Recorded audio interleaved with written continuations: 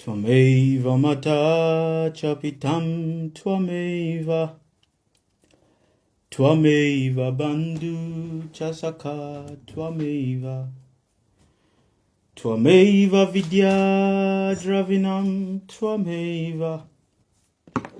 Twameva sharanam mama deva deva. Respectful greetings to you.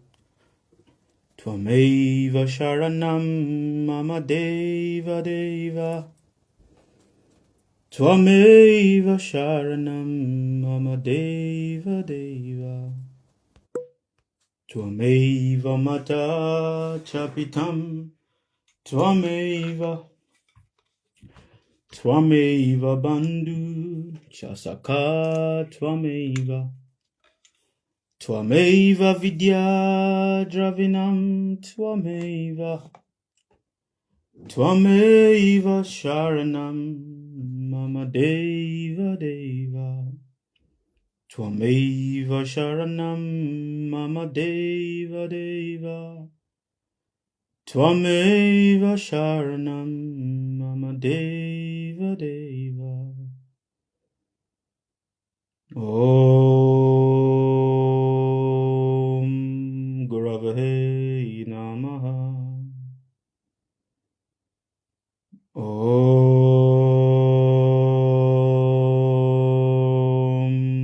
Guravahe Namaha. Om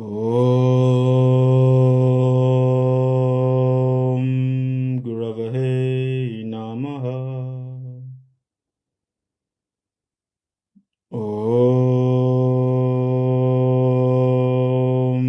Guravahe Namaha. Om Guravahe Namaha.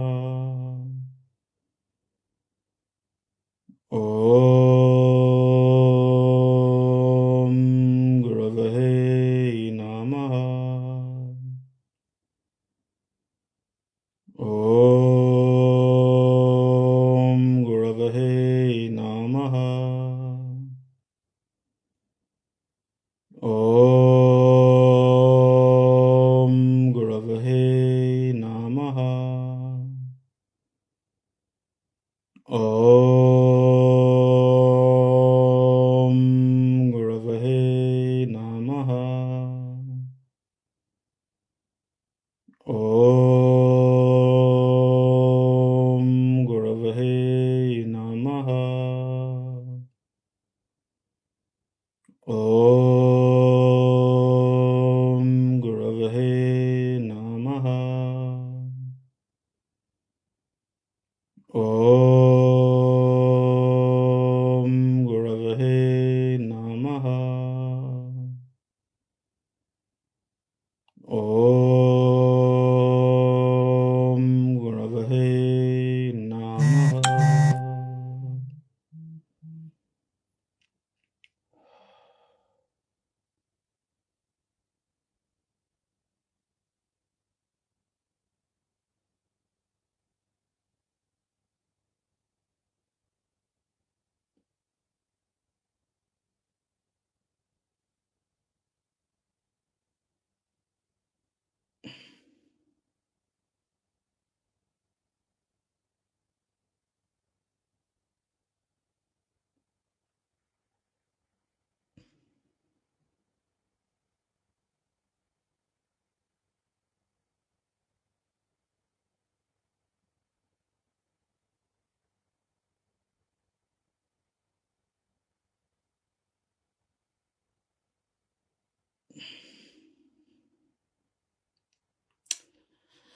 Okay, good evening to you guys, and hi.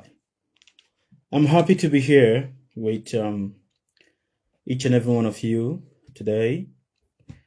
Today is the 16th of February 2026. It is the 16th of February 2026, and above it all also, today is also or yesterday was Shivaratri. Shiva Ratri. And even though it might be coming late, it is better late than never. And normally, to many of you that are listening or have been listening to me for quite some time, you will understand that I speak on certain matters at the right time.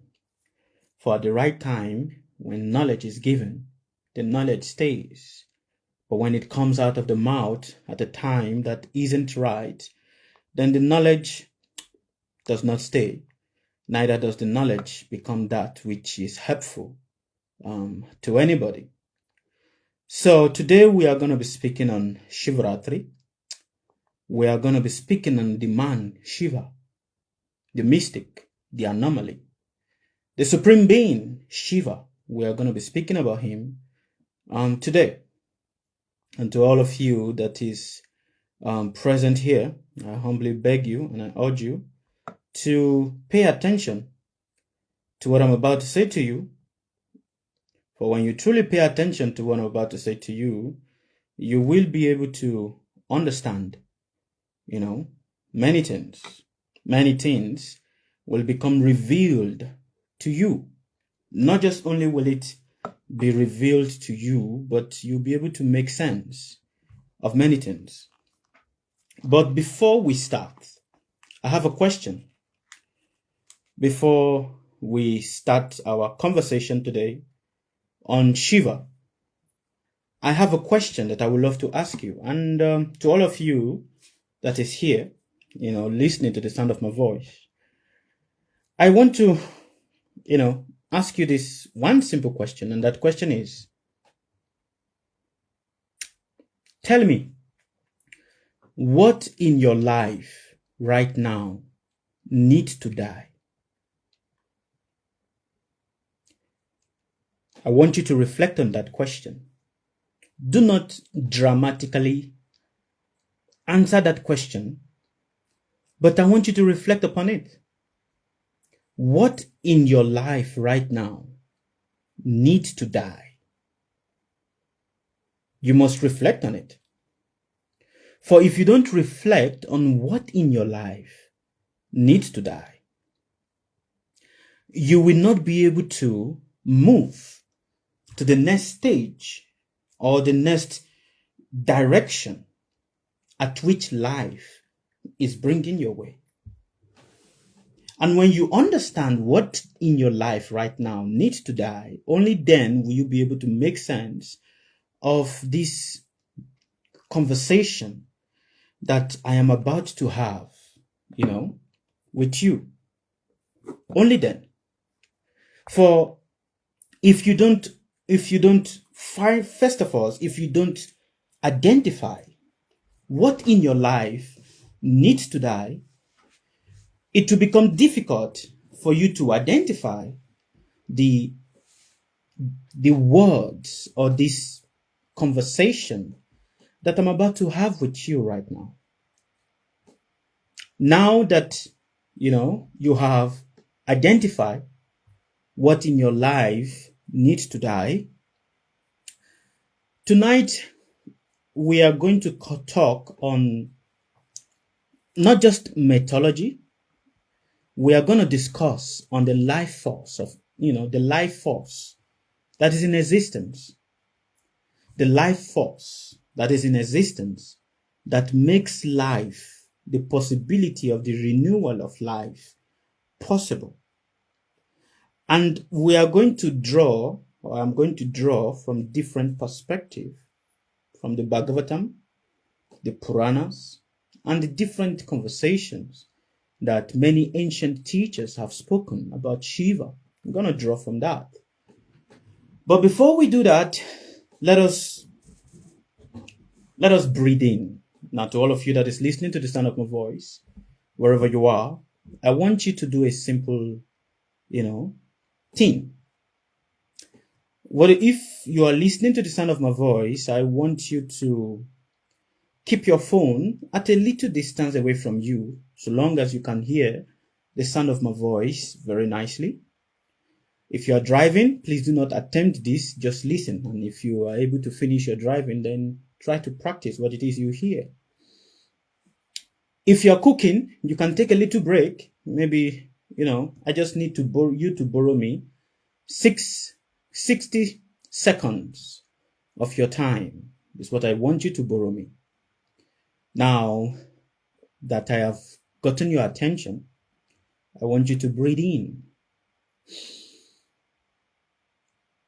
And I want you to breathe out. Now I want you to breathe in with your nose. I want you to breathe out with your mouth.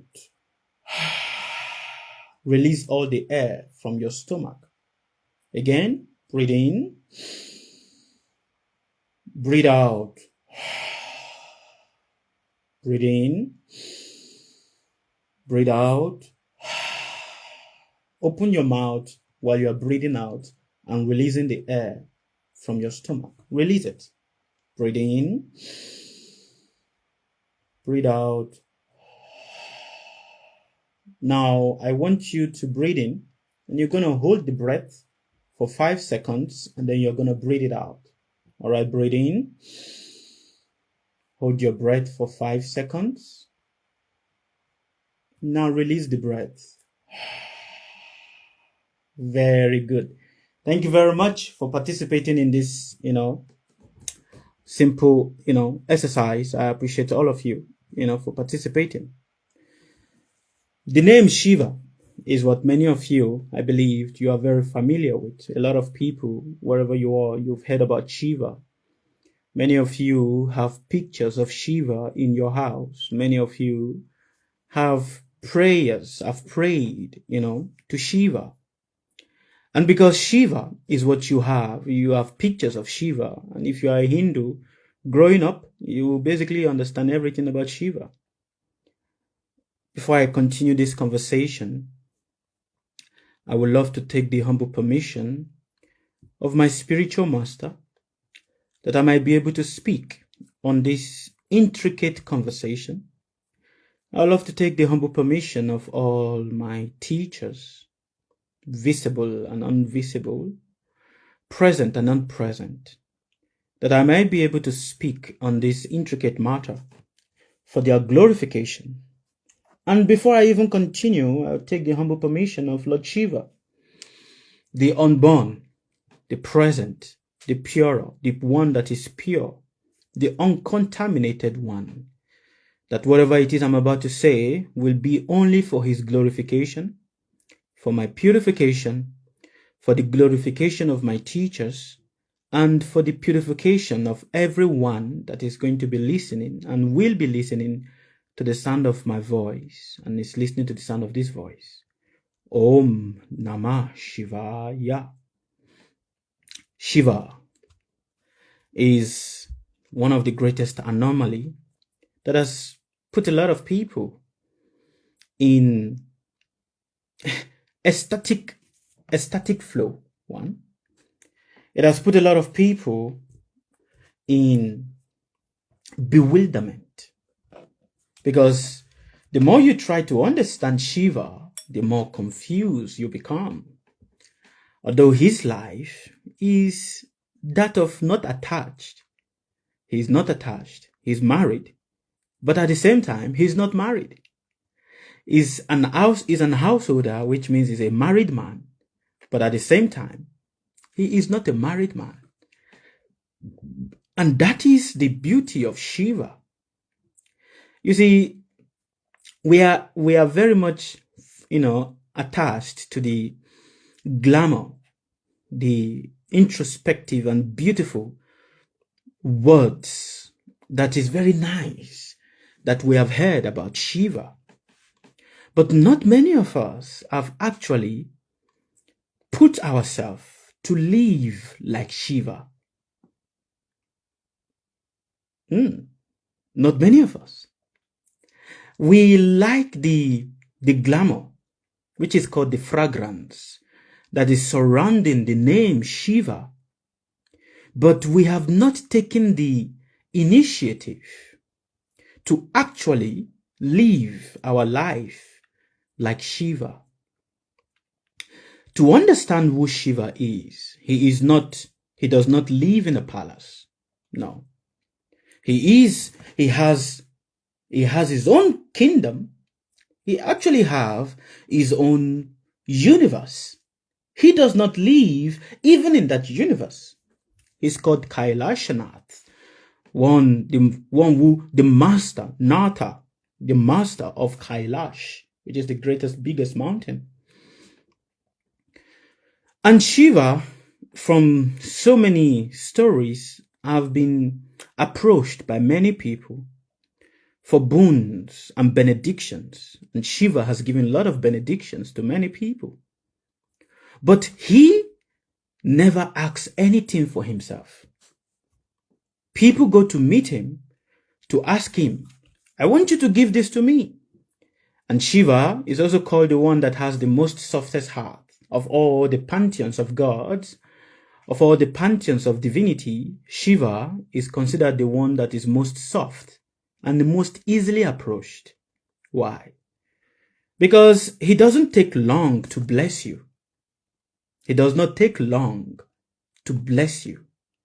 And hence he is easily, he is easily worshipped and he's easily touched. He has a very soft heart. Other gods don't have the soft heart that Shiva has. But Shiva has a very soft heart. And because he has a very soft heart, he is easily pacified. He is easily prayed to. And he easily gives the boon. But there's one thing people don't know, and that is the reason why he gives this boon is for you to leave him alone, so that he can concentrate on his internal meditation on the supreme personality, the supreme being, the supreme essence. Shiva is called the teacher of all teachers, the teacher of all teachers, the guru of all gurus. You see, he is called the guru of all gurus, the teachers of all teachers, because every knowledge that you have, every form of knowledge that you have, that you know, is first taught by Shiva. And that is why he's called the guru of all gurus. Jagat Guru is called. But also there's one thing about Shiva. In the different geographical locations that exist in the surface of the earth, whether you go to ancient, Egypt, Shiva has also been called different names in different land, but he's the same person. He's the same person, but he's called different names in different lands.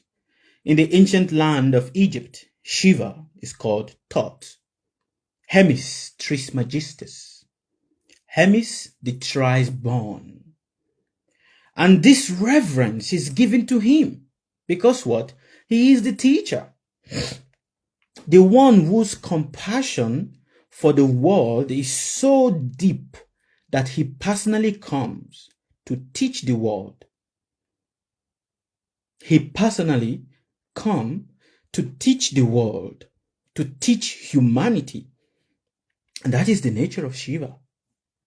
So you don't find him, you will not find Shiva, living in a palace. You will not find Shiva sitting in a jeweled throne. You will never. You will not find Shiva sitting, in a very palatial, beautiful place.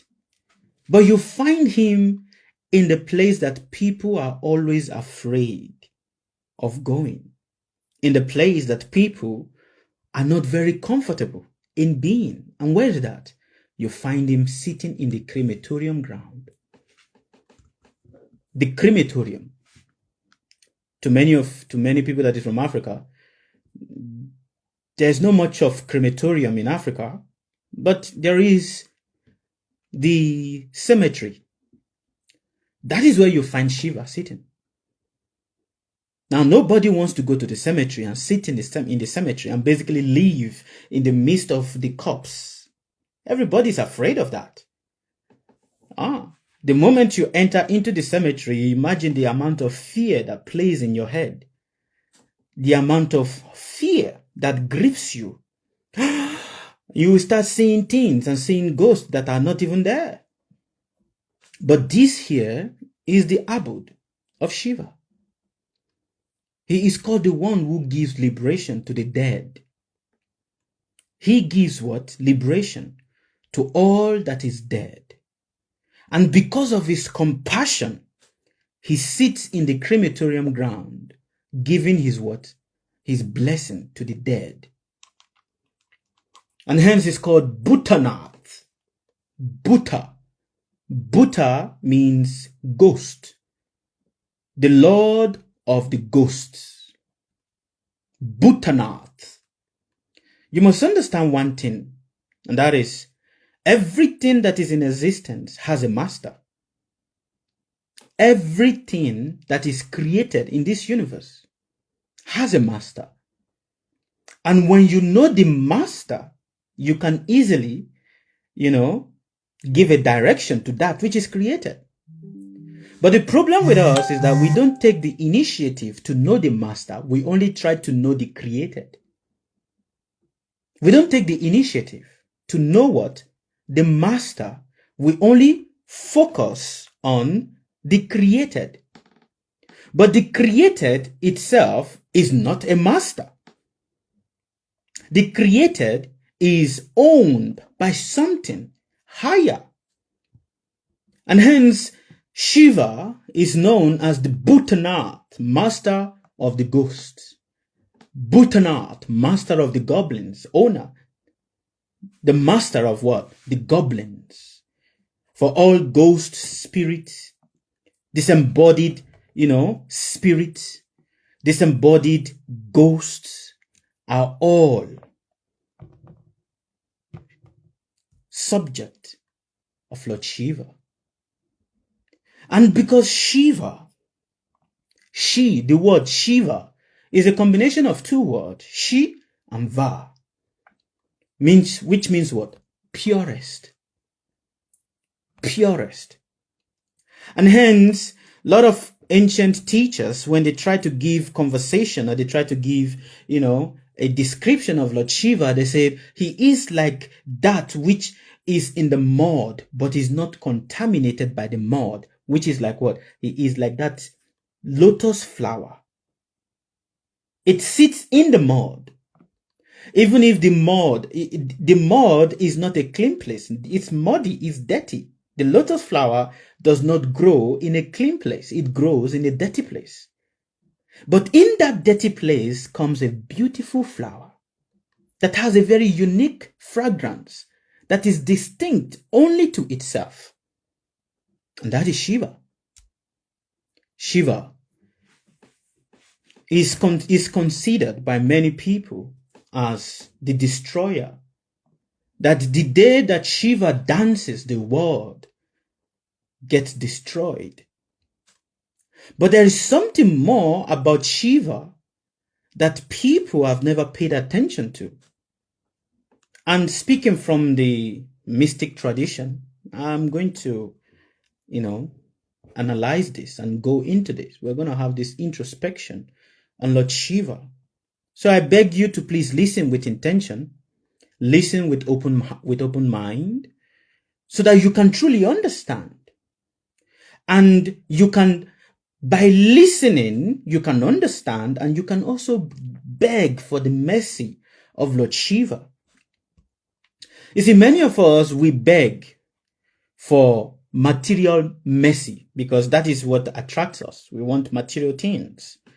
Lord, I want you to give me strength. Lord, I want you to give me knowledge. Lord, I want you to give me money. Lord, I want to know how to, defeat people. So we beg for this, but we never beg, Lord, help me to be like you.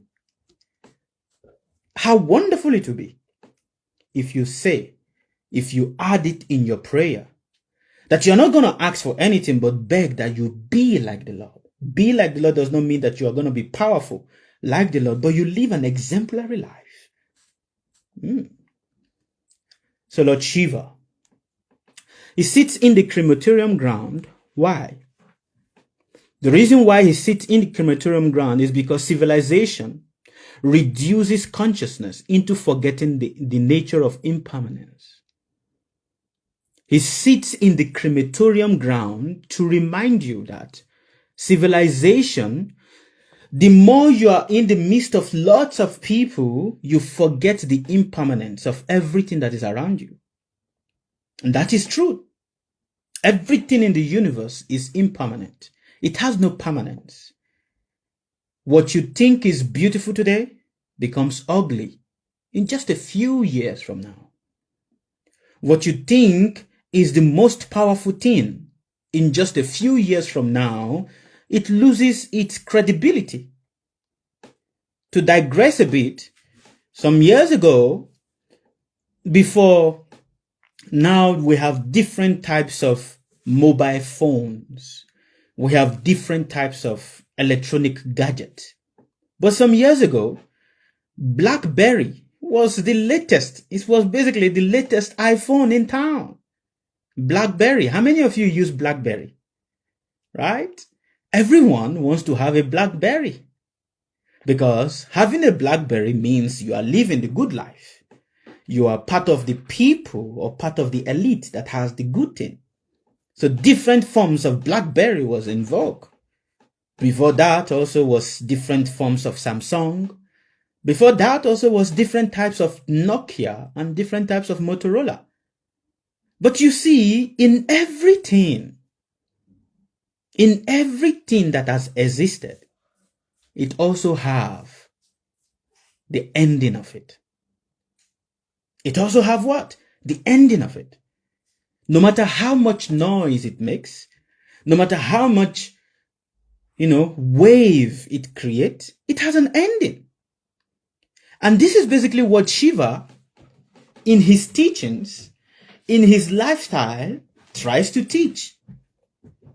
That do not get carried away by the glamorization of things. Always remember that it is not permanent. And that is why Shiva sits and stays in the crematorium, in the crematorium ground, in the cemetery. Basically telling you, until you are able to move and walk around the cemetery, you will come to understand that there is no wealthy man in the cemetery. No matter how wealthy the man might be while he was alive, but the day he dies, there is no wealth. Although many people right now, a lot of people, they try to do what is called a big, Muslim or a big tomb, to represent the what do you call it? The status of the man. But in the crematorium ground, in the cemetery, nobody has a status. A dead man has no status. Of what use is status to a dead man? There is no use. Of what use is a golden casket or a golden grave to a man that is dead? There is no use. And that is why Shiva sits and stays in what? In the cemetery, in the crematorium, because what? He reminds you that everything in this life that you are trying to hold as precious, everything, and I thank all of you for your wonderful gift, everything that you are trying to hold or you are holding tightly as this is the most precious thing to me is nothing but what? Impermanent. Even if it's an idea. And hence Shiva says, do not be attached to any ideology. Do not be attached to any ideology. Do not be attached to any idea. And that is what makes Shiva an anomaly. Because he's not attached to anybody. He's not attached, not even to his own wife. He says, do not be attached to anybody. Do not be attached to any idea. For whatever you are attached to, it is going to die. Until you sit down and you genuinely start going within yourself, only then will you start understanding life, the impermanence of everything in the universe, the impermanence of life. In the Skanda Purana, it describes Shiva as wandering among ashes. Whenever you see Shiva, you will see that there's a lot of ash on his body. He takes the ash of the dead and he smears it on his body. So a lot of people also go around, dressing and putting ashes on their body. They call them the Agoris. But Shiva put ash on his body not as a punishment, but as awareness. As awareness that all things, that is all constructed things, must burn.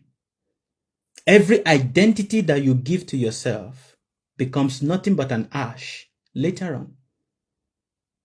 Every identity that you give to yourself becomes nothing but what?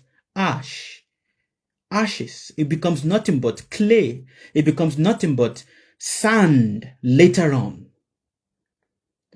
On the land that you are living right now, on the soil that you are living right now, where you are sitting right now and you are hearing the sound of my voice, where you are living right now and you are hearing the sound of my voice, is nothing but what? The graveyard of thousands of many other people that were there before you.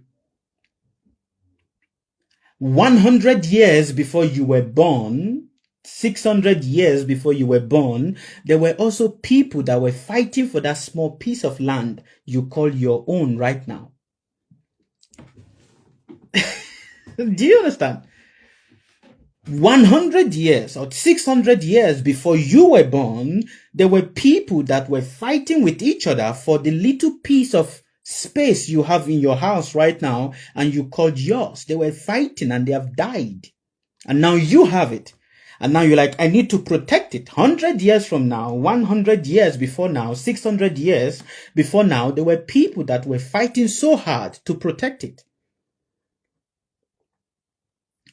But then at the end of the day, they died. At the end of the day, they died. And understand that when they were fighting so hard to protect it, they were not thinking that they are going to die. They were not thinking that they are going to die. They were not thinking that they are going to, nothing bad is going to happen to them, but it has happened and they are gone. That piece of land, they were fighting so hard to keep it for their own generation. But their generation, 600 years before now, that little place you are living right now, that you call your house, whether you are in the UK and you are living in a small building apartment, whether you are in Trinidad, whether you are in India, whether you are in Mauritius, whether you are in Ghana, Nigeria, wherever it is that you are listening to me right now, 600 years before now, there were people fighting so hard. There were people saying, I need to protect this land because I need to give it to my generation as an inheritance. And those generations that they were fighting so hard to preserve the land for, they have also died. And it has come to you that you are living in that place and you never even have any connection with the original true owners of the land. You don't have any connection with them. You don't even know who the true owner of the land is. And that is what Shiva comes to teach you. That every identity you build for yourself, no matter how hard you are trying to build that identity, no matter how laborful you are toiling hard to build that identity, it is going to burn to ashes. Your identity is simply nothing but an ash. And that is basically why Shiva put the ash on his body too. It's not like a punishment or not like to scare people away, but to show you the ultimately what becomes of what you are fighting so hard for. Ultimately what becomes of the identity you are trying to create for yourself. And that is why Shiva is also called the unborn, because what? He rejects the comfort of what? Of social identity. He rejects the comfort of social identity. He chooses reality over approval. And that is one of the reasons why he is an anomaly. Because whichever way you are trying to understand him, you just get more confused. He chooses what? Reality over identity. And that is why Shiva is exalted. That is why everyone goes to meet him for guidance. And hence Shiva, once, when Shiva, after practicing austerity, when I mean by austerity simply means penance, after practicing penance for so many years, and his body has grown, his hair has grown so long, and his associates were ghosts and goblins, and those things that you are naturally afraid of, those things that you naturally call impure, they are his natural associate. He is told he has to get married. He got married. His first wife was called Sati, or Uma, Sati. Sati, being the first wife of Shiva, he has a father-in-law. You see, Shiva married, but Shiva never consummated the marriage. Do you understand what that means? He has a wife, but he never had intercourse with his wife. And that is the beauty of what? Knowing how to retain energy. Now, many of you are going to say, so if Shiva has a wife and he never consummated the marriage, how then did he have children? Well, I will explain that to you guys. That is, explained later on. When he got married to his first wife, Sati, he was in the assemblies of the gods one day. And in these assemblies of the gods, Shiva was sitting. Brahma, who is called the architect, is called, the grandfather, was sitting on a high throne. And Shiva was sitting beside. Daksha is the son of Brahma, Prajapati Daksha. Daksha is said to be the one that populates the world. He is called Prajapati because what? He can copulate. Every time he have relationship, his semen does not produce just one child. His semen, whenever it enters into the body of his wife, produces lot of children, 1,000 children, the wife. And this tells you also the power of a woman. The ancient says, over the course of time, the ability of a woman to give birth to many children has decreased. That is what the ancient says. And this decreasing is due to what? Sinfulness. Previously, a woman can give birth to many children at one go. Not like, after one pregnancy or the other, but at one go. And hence, most often it becomes a thing of wonder when nowadays in the society, because of lack of knowledge, in the society nowadays, when we hear that a woman gave birth to 4 children at one go, be like, what? 4 children at one go? How did you do it? Where were they staying? In the society right now, when you hear that a woman gave birth to 6 children at one go, be like, how possible is that? What kind of a woman you are? You are very blessed. Though. That is what we say. But we forget that this is actually the natural nature of a woman. Whereby, previously, in ancient days, it is recorded, when a woman gets pregnant, she can give birth to 100 children at a go. That is the power of the womb. And that is why yesterday, while speaking to you guys, I spoke about, what Valentine is.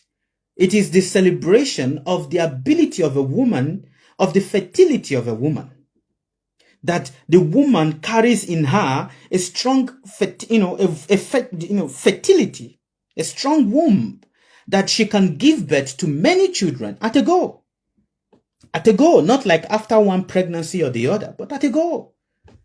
But nowadays, if you hear that a woman give birth to 100 children, be like, how did she do that?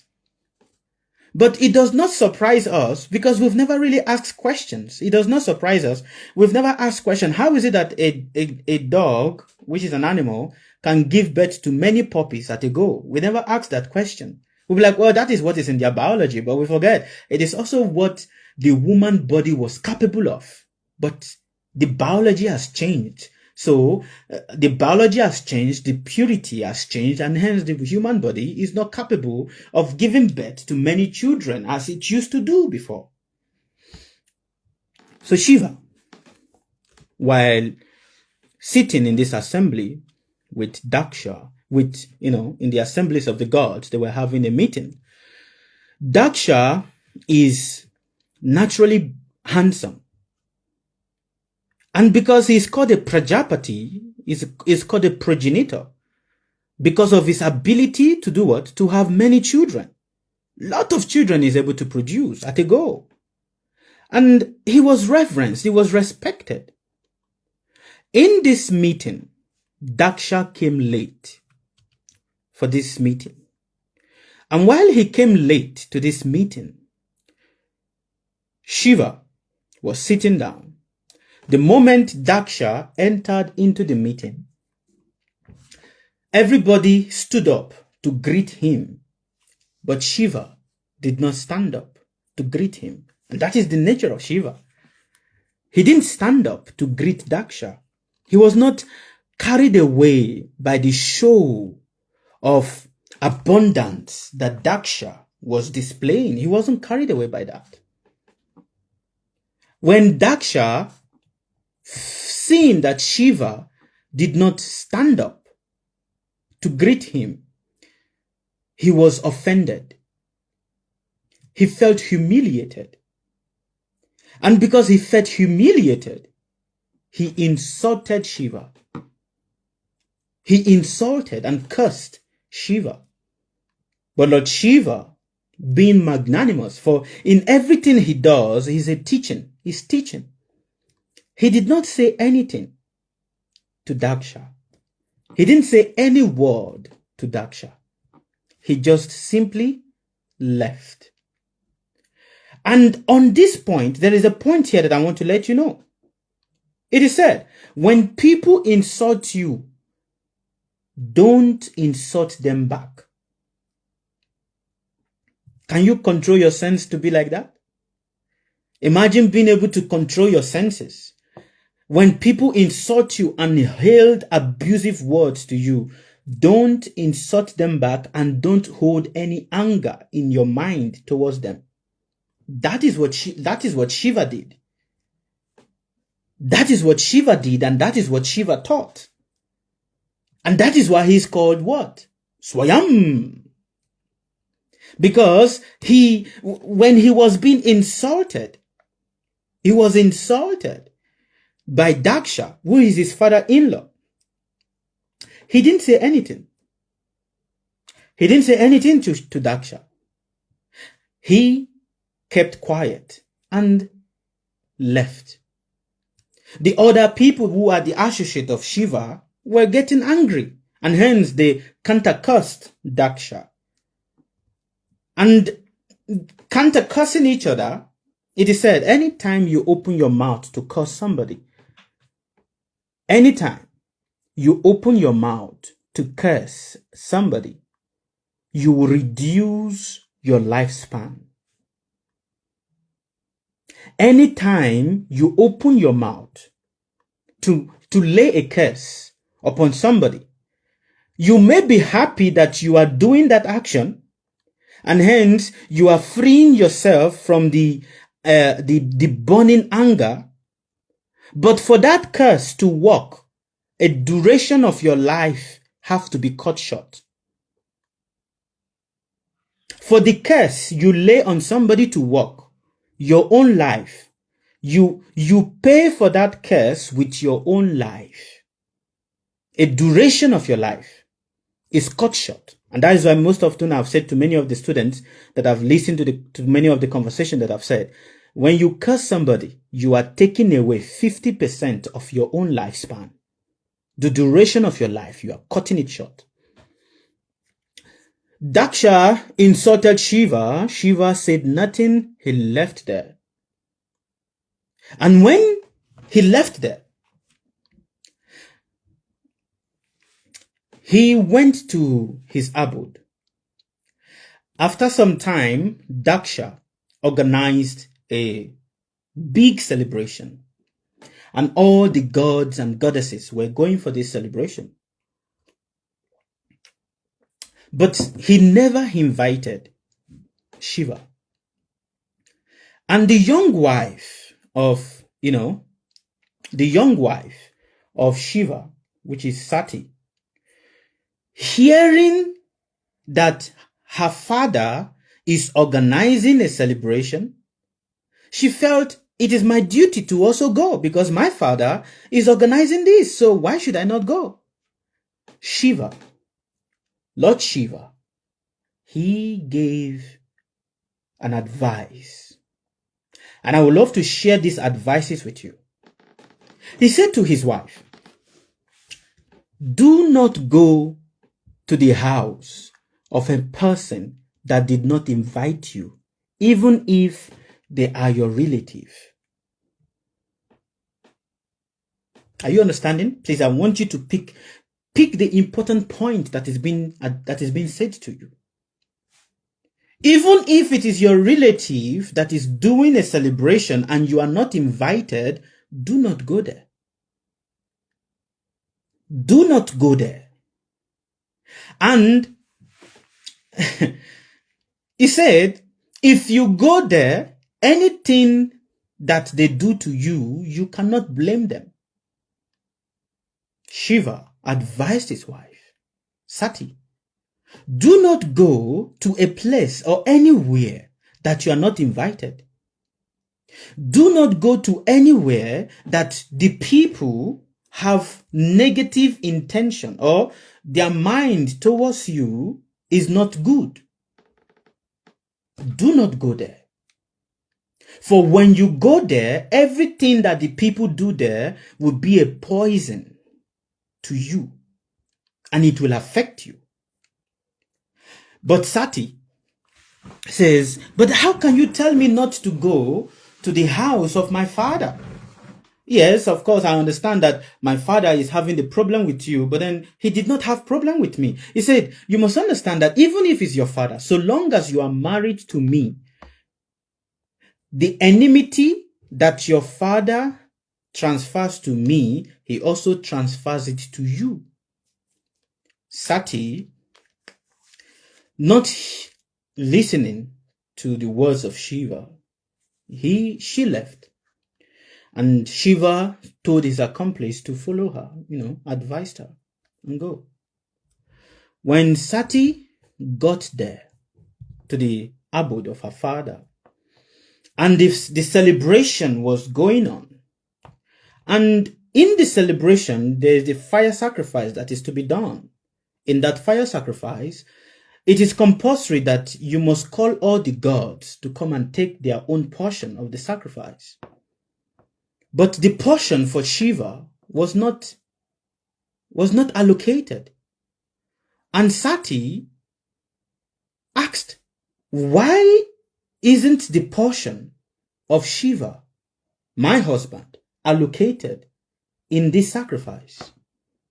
Everybody was like, yeah, they were trying to come up with stories. And Sati, being angry, was angry. So angry. She said, you, my father, your jealousy of Shiva has contaminated my existence. Please, I want you to understand this statement that I'm saying to you very well. You, my father, your jealousy of Shiva has contaminated my existence. And because it has contaminated my existence, I will cut off this existence that I share with you.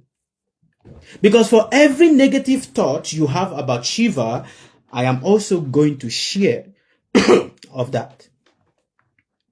And hence, let us come back a bit. You see, Shiva was not wealthy, and Daksha was wealthy. And because Daksha was wealthy, he has a lot of wealth, a lot of opulence, and Shiva lived a very simple life. And he gave his daughter, Sati, his youngest daughter, to Shiva to marry. He wasn't happy with that he gave his child to marry a person that is not financially stable or financially opulent. And because of that, he insulted Shiva. My teachers and the ancient teachers said, one of the greatest discomforts of getting married to a woman that have more, or the father has more than the husband, is that if the husband is not an intelligent person, the father of the bride will take him for a ride. Do you guys understand what that means? And hence the ancient teacher says it is better to marry someone that is of the same financial caliber with you than marrying someone that has a financial status that is far higher than yours. For when you marry a person that their financial status is far higher than yours, whatever discomfort you get there, you must tolerate it. When this injustice was done and Sati felt, this injustice being done to her, she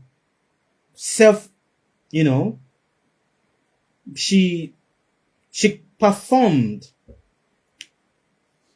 an act which I don't advise anybody to do that. It was an act that was done so many times in India, whereby she self-immolate herself. She set herself on fire. But how did she do that? Not a physical fire. Not with a physical fire. But she transferred the inner fire. She sat down in meditation and transferred the inner fire that is inside of her. She raised it up and set herself on fire. A lot of people in India, or in the ancient time in India, when their husband dies, they try to do this, but it is not advisable because they don't understand what it is they don't understand what Sati did. So, when this great injustice was done to Shiva, and he came to hear that his wife has passed away, he was upset. He was so upset that he plucked a strand. Look at that. See my hair? He plucked a strand, just one strand of his hair. He plucked it and he struck it on the ground. And a great demon was born out of the strand of his hair. A great demon was born just by him plucking one strand of his hair and striking it on the ground. A great demon was born, and the demon said, the demon's roar was so powerful, it roared over the whole world, over the whole universe. And he instructed the demon, go and destroy Daksha. And the demon, Virabasura, went and destroyed Daksha by cutting off the neck of Daksha. He cut off the neck of Daksha. He cut it off. But the significance of this story is not about how Shiva comes to defend those that has no ability to defend themselves. The importance of this story is to tell you the power of what? self-restraint, of being able to self-restrain yourself, even at the most provocative period, and waiting for the right time. Waiting for what? The right time.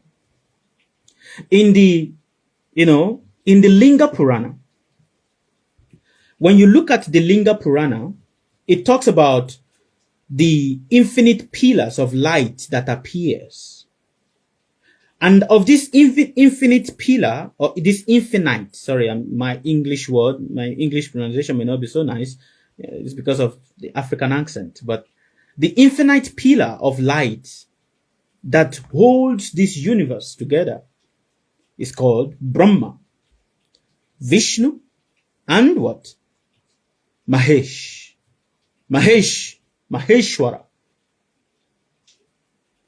But it stands for something more deeper. In the esoteric, mystical world of occult philosophy and occult knowledge, Brahma, searches upward. When Brahma was born from the womb, when Brahma was born from the navel of Shiva, of Vishnu, when Brahma was born out of the navel of Vishnu, of Narayan, he was walking and climbing. He climbed to go to the up and where? And then he also started going down to look for the source of where he was born, but he couldn't find the source of where he was born. Vishnu searches downward, and Shiva does not search anywhere. He searches neither. And hence he said the pillars of the universe that holds your existence together is that pillar whereby you have to first of all go upward, then you have to go downward, and then you have to come to the state whereby you don't go anywhere anymore. This also shows the states, these three states you must come to in what? Your spiritual knowledge. It also defines what? The three levels of what? Human growth. In the beginning, when you were born, you are searching upwards, trying to search for a meaning to your existence. Why was I born? Many of us, we are in that state right now, where we are asking ourselves, why was I born? Why am I here?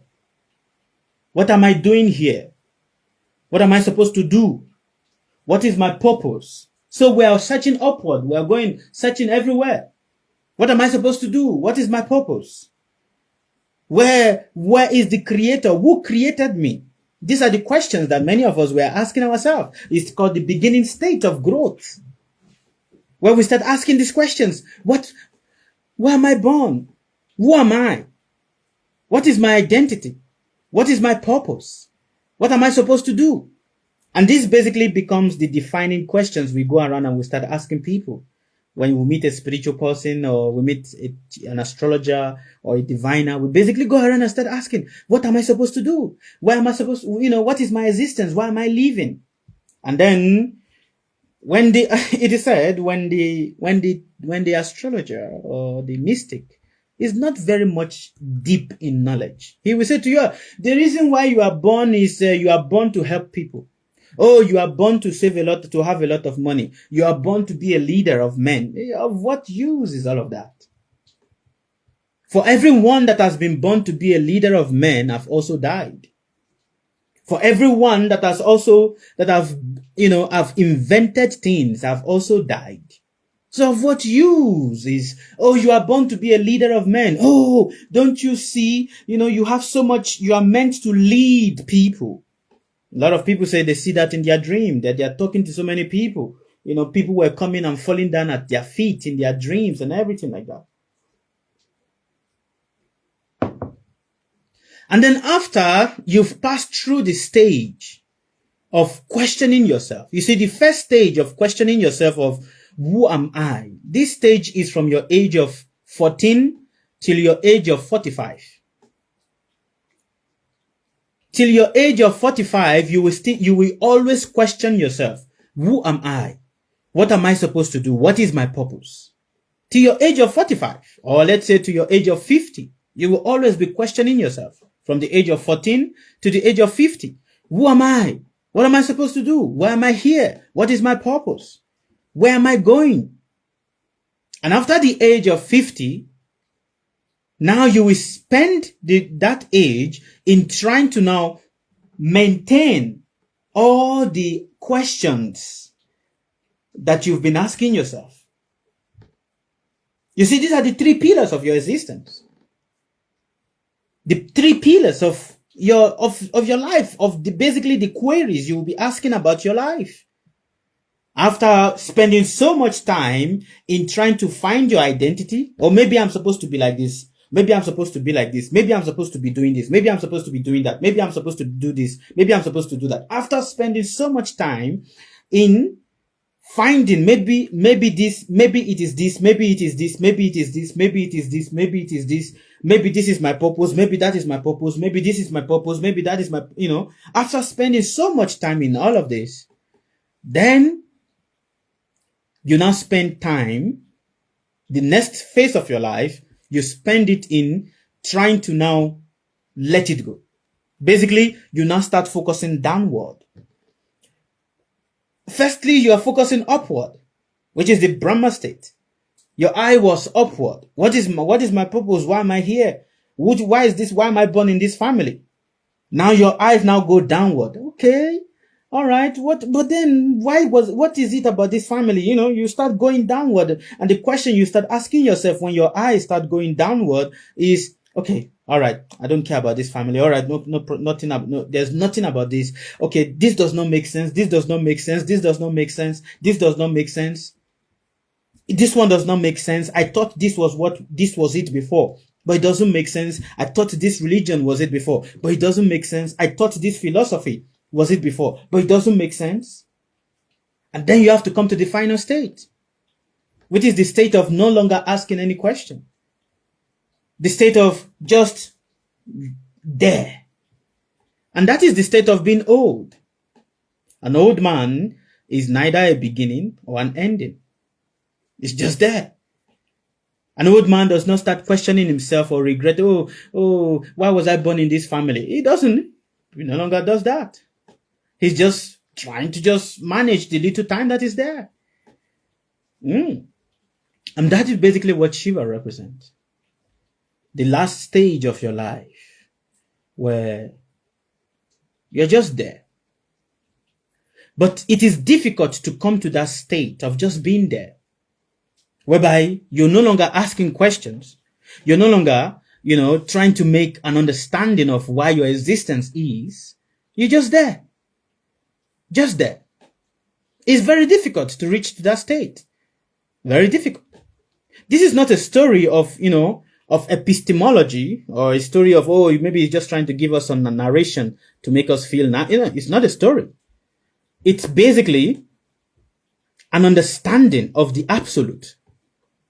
The intellect cannot compromise or cannot comprehend this, because it's an understanding of what? The absolute. And this is what, the linga represent. The linga. What is the linga? A lot of us, when we see Shiva, we are familiar with the lingam. The lingam. How many of you is familiar with the lingam? The lingam is it is actually called the genitals. That is basically what it is. But it shows the sacredness of what the genital represent. The sacredness. Sacred of what it is. And until we understand what it is, we will always be confused. It is not about symbolism. It is not about, the anthropomorphism of philosophy or of religion or of culture. It is about the understanding of formlessness. The understanding of what? Formlessness. For everything that is created, for everything that is in existence, for everything that you call life existed, came out of the deep darkness. Do you understand what I mean by that? What is darkness? Darkness, or you call it space, is what helps you to appreciate the beauty of light. And that is why it is called Jyoti Linga. Jyoti Linga. Jyoti means what? Light. Jyoti means light. Linga in the occult philosophy simply means that dark space, or you call it the dark matter. The dark matter in which everything is being born. In which what? Everything in the universe is being conceived, is being born. It is in darkness that light is born. Darkness is not born from light. Light is born from darkness. It is the beauty of light is because of darkness. Darkness gives the contrast that makes you appreciate light. Darkness. Space. Space is called darkness. And because it gives that contrast that helps you to appreciate it, that is what Shiva represents. The one that helps you to appreciate the beauty of existence. And that is why he's worshipped. That is why he's worshipped. That is why he's reverenced. Because it helps you to appreciate what? The beauty of existence. For you cannot appreciate the beauty of existence if you have not seen darkness. You cannot. Neither can you know what is compassion if you have not experienced grief. A man says, I am naturally compassionate to people. No, you are not. No one can be naturally compassionate to people if they have not experienced grief. Grief is what helps you to be compassionate to people. Do you understand what I mean? Grief is not self-pity. Grief, until you experience grief, until your life has been, until the person you are with, or the people you see that they have experienced grief, until you've seen grief in your eye like this, only then will you understand compassion. Only then will you be able to give compassion to people. Just saying, I am compassionate. Yeah, no. For when grief, your own grief comes, you will forget compassion. Grief is born from the bitterness of life, the pain of life, the torture of life, the torture of existence. And that is why Shiva is also said the most compassionate one. Shiva is called the most compassionate one, for he sees the grief. He sees the bitterness of life and says to you, do not hold tightly to that which is fleeting. Do not hold tightly to that which is what? Fleeting. And the thing with us is that we are trying to hold tightly to that which is fleeting. Everything you are trying to hold on to is trying to run away from you. Are you understanding? Everything that you are trying to hold on to tightly is trying to run away from you, will naturally run away from you. So Shiva says, don't hold tightly to that which is fleeting. Whether it is your children, whether it is your husband, whether it is your family, whether it is your finance, whether it is, even your health. No matter how much you try to hold tightly to your health, it will naturally leave you. You cannot hold tightly to anything. You can't. You can't, no matter how much you try. Try it, you can't. And hence Shiva says, until you see grief, until you experience grief, you cannot know what is compassion. Neither can you be able to give compassion to another person. What you give to people that you call compassion is just a natural emotional impulse, But that is not yet compassion. Compassion is born in grief. And that is why over so many millennia, it has always been said, the incarnation of God does not come until there is extreme grief on the earth. And hence he comes out of compassion to alleviate what? The grief of people.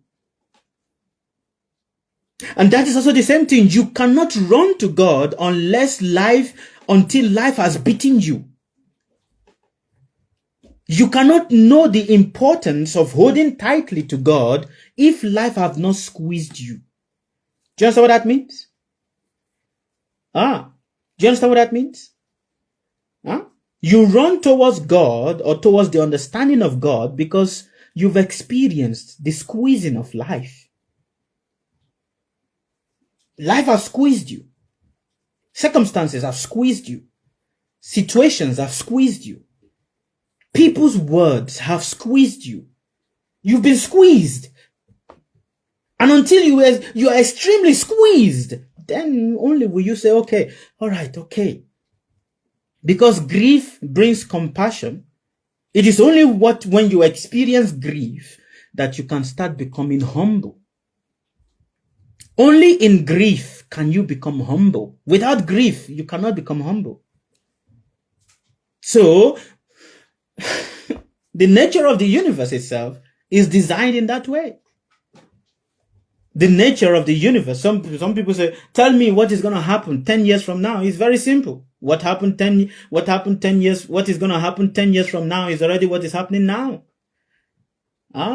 The lamentation of people will always be there. The frustration of people will always be there. The grief of people will always be there. The rain will always shine. The rain will always fall, and the rain will not fall. The sun will rise, and the sun will not rise.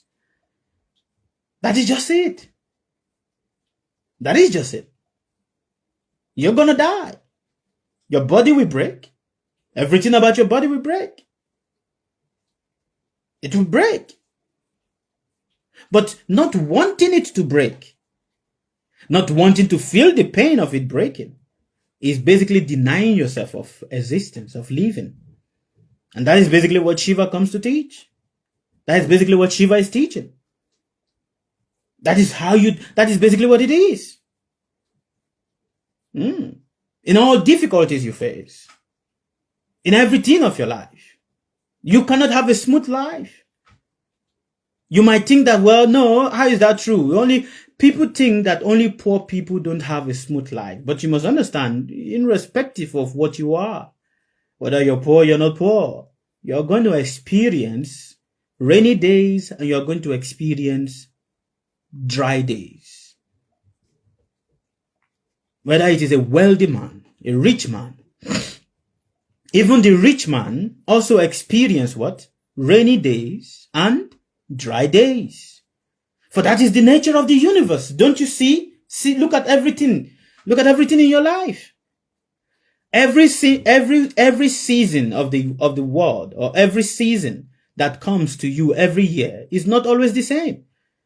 Some seasons are good and some seasons are bad. It is the same also for the wealthy man. Just thinking that only the poor person experience bad season is not true. Has never been true. Whether it is a farmer or is not a farmer, whether it is a millionaire or not a millionaire, whether it's a poor man or not a poor man, everyone experiences the season. Now the question then is, what are you going to do with the season? That is basically what Shiva comes to teach you. To have an undisturbed mind in all seasons of your life. And that is why the ancient mystics hold on to Shiva and pray to Shiva. Please help me to have undisturbed mind in all the seasons of my life. For there are going to be seasons why the sun is extremely shining so bright that there is no crop that grows. There will be seasons where, there is no rain. No matter how much you try to till the floor and till the land and try to do whatever it is you try to go about it, there is no rain. There will be seasons where the rain falls very little. And there will be seasons where the rain is falling in a stream, in so much abundance. And Shiva says, be like the ocean. Do not complain when everything is going very nicely. Do not be so overjoyed when everything is going so nicely for you. And do not be so depressed when things are not going nicely for you. Be balanced. Be what? Balanced. In your joy and in your grief. In your sadness and what? In your grief. Be balanced. For when you are not balanced, you are going to upset the movement of life. You're going to upset the movement of life. You are going to, you will start looking for enemies that are never there. You will start looking for enemies or start, looking for demons and spirits that are never there. Or you will start doing that. And when you start doing that, you start complicating the flow of your life. Shiva represents flow. But what kind of flow does it represent? The flow of non-attachment. When people praise you, don't be so attached. Oh, there, see me? This is what I am. See? Yeah. Don't you know I'm a powerful man? Yeah, I'm a powerful man. When people insult you, don't be disturbed. That is basically what Shiva comes to teach. Basically, if you go through all the scriptures of Shiva, you go through all the lectures of Shiva, that is the main points that are there. It's not about the superpowers, but basically what he's teaching you by his own nature. And that is why I said to you in the beginning, until you ask yourself, what is it that must die? What is it that must die inside of me? Only then will you truly be able to start understanding what life is basically teaching you. But if you don't understand, if you don't ask yourself this, you will always be thinking that, well, maybe it is my ancestral lineage that is wrong, or maybe it is someone in my family that is jealous of me. Ever since I got married, my mother-in-law is jealous, my father-in-law is jealous, everyone is always trying to do something bad against me and everything like that. But Shiva is telling you, it is not the people, it is yourself. It is not the people, it is just you.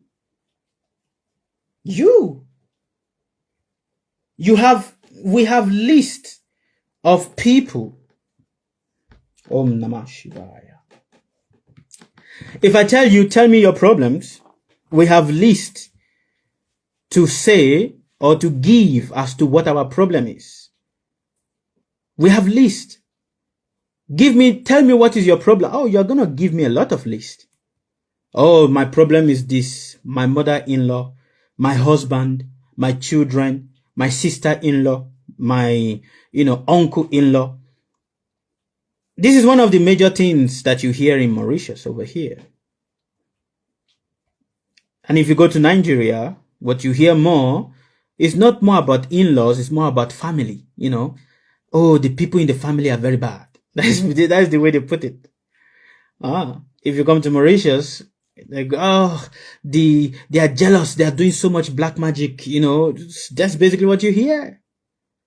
That is basically what everyone is saying, because everyone always believes that they are the good one and others are the ones that is negative towards them. They always believe that they are the good one. I'm the good one. Others are the ones that are making my life miserable. Until you remove that list of thinking that others are the ones that are making your life miserable, you cancel that list and basically tear it away and just put yourself that you are the one that is actually making your life miserable, not others, but you.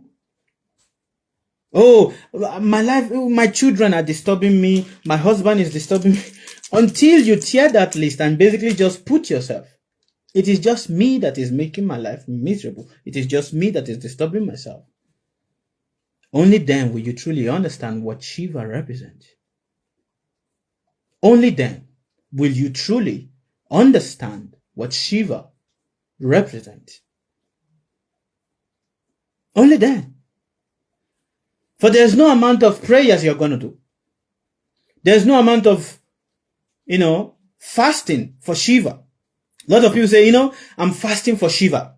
Can you fast for Shiva? A lot of people say that. It's one of the lingua.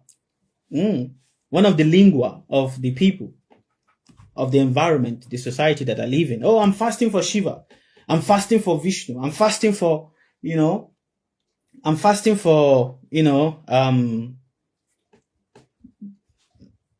what's this other deity? Hanuman. I'm fasting for Shiva. I'm fasting for Hanuman. I'm fasting. It's like, look at what is these people saying? I'm fasting for this. I'm fasting for that. A lot of people are wanting to fast. Yes, Ganapati, Ganesh. But they have not really asked themselves, Lord, how can I live my life in accordance to how it pleases you? There is no greater fasting than living your life in accordance to how it pleases the beloved. There is no greater fasting than that. Every other fasting that you do is just a fast that increases your ego. Imagine the day you pray and say, Lord, oh Shiva, please guide me to live my life in accordance to how it pleases you, not how it pleases me. Imagine the day you pray like that.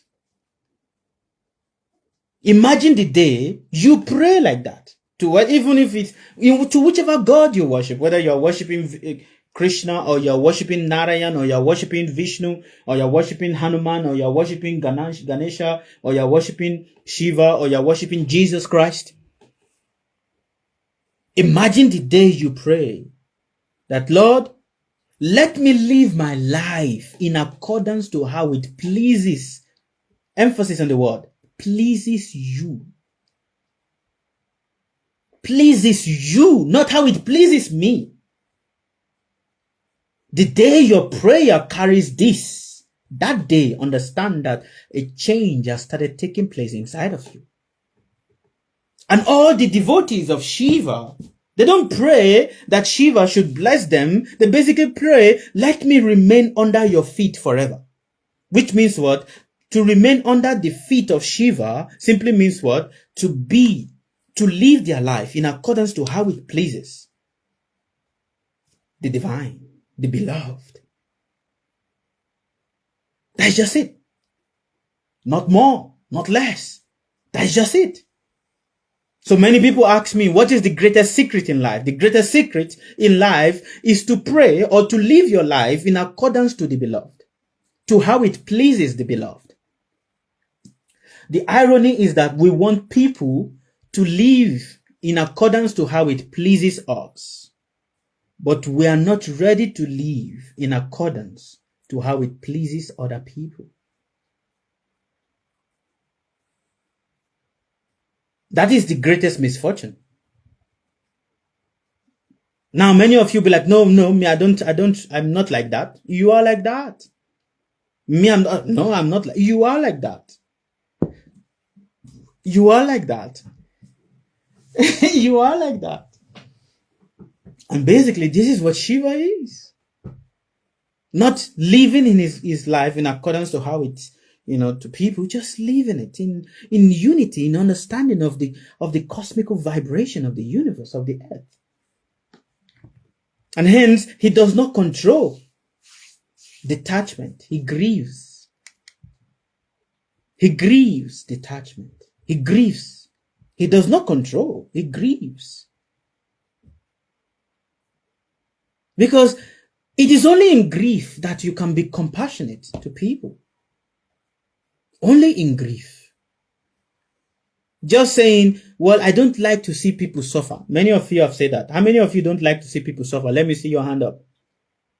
I don't like seeing people suffer. Oh, whenever I see people suffer, it makes me feel sad. Whenever I see people crying, I feel very bad. Whenever I see people crying, you're a pretender. Because you have not yet understood what is grief. We've not yet understood what is grief. Just being, to say, I'm naturally, I'm naturally very, what is this English word when people like to give to people? I'm naturally philanthropic by nature. Being philanthropic by nature does not mean that you are compassionate. Please understand it. Being philanthropic by nature or being naturally charitable does not mean you are compassionate. It doesn't mean that. It doesn't mean that. So, Shiva, it teaches the transcendence that does not break the heart. The transcendence that does not break the heart. He weeps for his beloved because you understand what is compassion. So to many of you that are Shiva Bhaktas, I congratulate you. I congratulate each and every one of you. But you must understand that just saying I'm a devotee of Shiva and not living your life as Shiva is not any, it carries no weight. Just dressing your body as putting tilakas and everything on your body, but your heart, Shiva, has not really seated in your heart. It carries no weight. If you've not known grief and you've not been able to grieve for the misfortune of other people, it carries no weight. There was a time where the universe was being churned. There was a time when the universe was being churned. And while the universe was being churned, poison was coming from the ocean. And this poison that was coming from this ocean was terrific poison. And that is why Shiva is also called Nilakanta. Nilakanta. One who has a blue throat. Nila, because his throat is blue. Now, how did his throat become blue? It became blue from drinking the poison that was killing everything in the universe. His throat became blue from drinking what? The poison that was what? Killing and suffocating everything in the universe. And hence they call him Nilakanta. Nilakanta. But what does this truly represent? What does this truly represent? It means that the day you start churning your psyche, the day you start, many of us, we like to, say this word of, oh, Shiva drank poison, Shiva drank poison. But we don't understand what it means. I'm speaking from an occultic perspective and, an introspective perspective. We don't understand what it means. It means that the day you start churning your psyche, you see, your psyche, which is your brain, your intelligence, is considered to be a universe of its own. The day you start churning your psyche, now how do you churn the ocean of your own brain, the ocean of your own universe that you have inside of you? It's not the universe that is outside. So long as you think that this story is about a universe that is outside, you will always miss the point. So long as you think that whatever I'm saying to you right now is about a universe that is in a distant land, you will always miss the point. The point will always be aloof to you. It will be. The day you start churning the psyche of your mind, of your intelligence, with what? With meditation, with austerity, and with introspection. The first thing that will come out of you is not bliss. When you truly start sitting with yourself and really churning yourself and looking at yourself, the first thing that will come out of you is not Oh, you know what? I sat in meditation and I felt so nice. No. No. The toxins must come out first. And what are the toxins?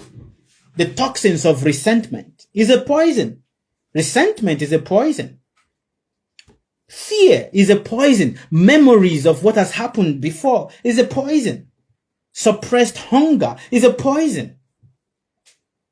And that is why when you start chanting mantra, any form of mantra, whether you are chanting the Hare Krishna Maha Mantra or you are chanting, whatever mantra, whether it is the Shiva mantra, Om Namah Shivaya, or you are chanting the Triambakam mantra or any Bija mantra that you are chanting, whenever you truly start chanting it and you are sitting down in meditation, you will be suffocated with the toxins of your own fears, the toxins of your own resentment, of the resentment that people have had towards you, of the resentment that you have had towards people. You will be tormented with the memories of what people have done to you and what you have done to people. You will be tormented by all of this. The suppressed desires, all of this is going to come to the surface. And guess where they are going to stay? They are not going to stay here. They will stay here in your throat. They are going to stay here in your throat. And that is why you will see when you start really meditating and you start chanting mantras, you start feeling suffocated. You don't feel suffocated here. You feel suffocated around your throat area. Why? Because that is where Shiva starts drinking the poison of all of this resentment that you are carrying. Om Namah Shivaya. That is where Shiva starts drinking the resentment of all of the resentment. The resentment, the toxin of all the resentment that you are carrying, the toxin of the fear, the memories, the suppressed hunger and all of that. That is where Shiva starts drinking it.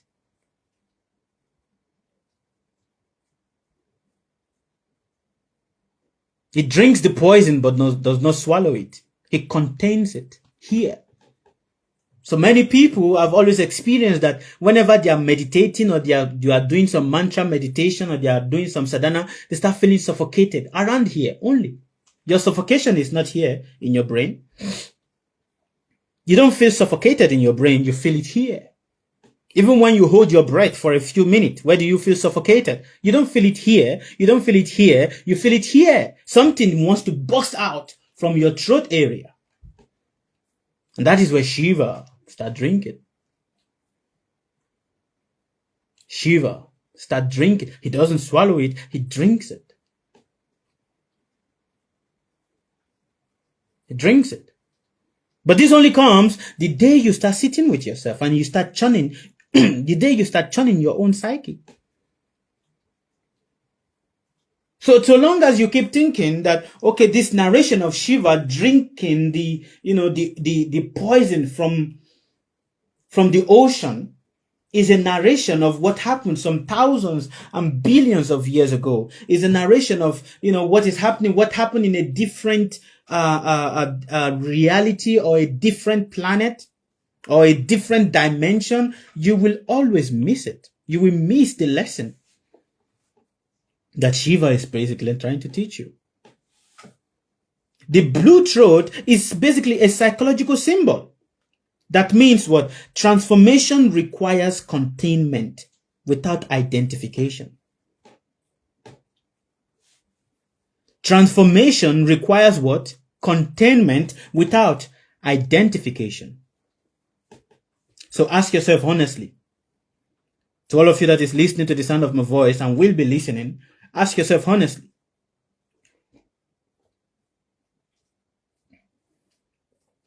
do I swallow my poison or do I become it?